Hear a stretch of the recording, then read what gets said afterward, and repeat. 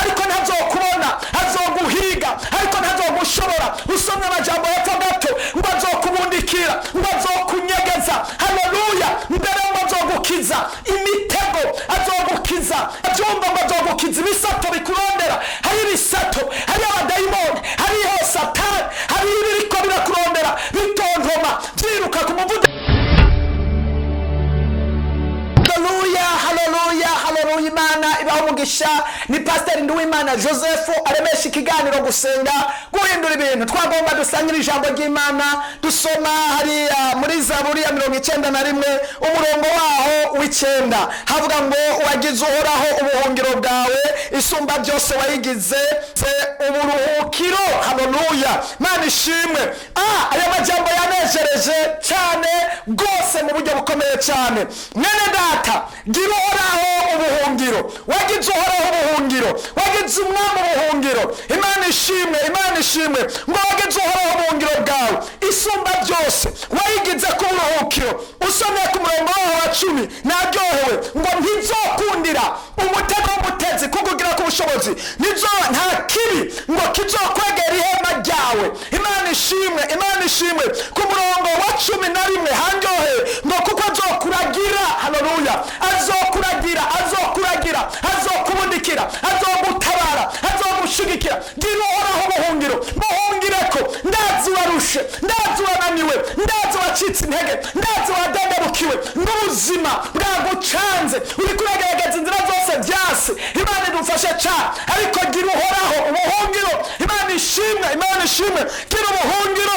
Haleluya, haleluya. Bivuga ngo satani azokurondera ariko ntazokubona, azoguhiga ariko ntazogushobora. Usomye amajambo hepfo gato ngo azokubundikira, ngo azokunyegeza. Haleluya, mbere ngo azogukiza imitego, azogukiza intambwe, azogukiza Imana ishimwe ibitontoma, amasato haleluya, haleluya. Usomye hepfo gato urabyumva ngo azogukiza ibisato bikurondera. Hari ibisato, hari abadayimoni, hariho satani, hari ibiriko birakurondera bitontoma byiruka ku muvuduko udasanzwe wowe utoshobora kwigwanira. Ariko gira uhoraho ubuhungiro mwene data, gira uhoraho ubuhungiro nshuti yanjye mukundwa, gira uhoraho. Haleluya, haleluya, haleluya. Nshuti ndakubwire by'ukuri mwene data, reka gusamara. Shetani wawe yarikanuye, shetani cyuya cyabize, shetani ariko arakwirukako, ariko arapiganisha.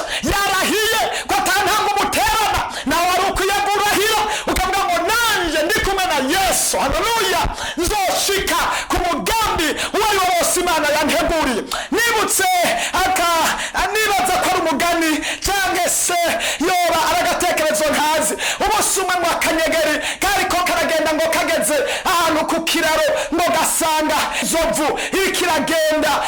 Akanyegeri ngo gace gasaba lift inzovu, ngo karagira ati woma lift. Inzovu iramubwira turira. Akanyegeri kaca karurira ku nzovu, maze inzovu ngo iragenda igeze ku kiraro kubera uburemere n'inkomezi ngo ikiraro kiranyiganyiga. Akanyegeri ngo kaca gatangura kuvuga ngo twana nzovu iyo duciye ku kiraro kiranyiganyiga. Haleluya, nagomba ndakubwire wowe na Kristo Yesu hari ibintu mushobora kunyiganyiza biciye mu kwizera. Umuntu hari muri Kristo Yesu afatikanije na Yesu, hari ibintu binyeganyiga, hari ibintu bisenyagurika. Karavuga ngo twana nzovu duciye ku kiraro, hari ibintu binyeganyiza. Nagomba mwami, haleluya, ndakubwira uti niwizera Kristo Yesu hari ibintu ajya kunyiganyiza. Niwakira Yesu Kristo kandi ukamwizera nk'umuntu ashoboye kunyiganyiza ibyakunaniye kunyiganyiza, hari ibintu ajya kunyiganyiza. Byari byarubatswe, byari byarazitiwe, byari nk'igihome imbere yawe, araje kubinyiganyiza. Nanje nje kugusengera kugira ngo binyiganyige bisambuke, hamuronke inzira urengane. Yesu n'umwami w'abantu. Mana ndahamagaye Imana data wa twese wo mu ijuru kugira ngo yururuke inyiganyize ibi bintu abadayimoni bashinze, imambo bashinze, ibikuta bubatse, ibyo bazibiye kwabo ko uyu muntu agiye kumviriza ubu butumwa. Ndasenga Imana ngo ibyo abadayimoni bari barakoze binyiganyige, ibyo bubatse bisambuke.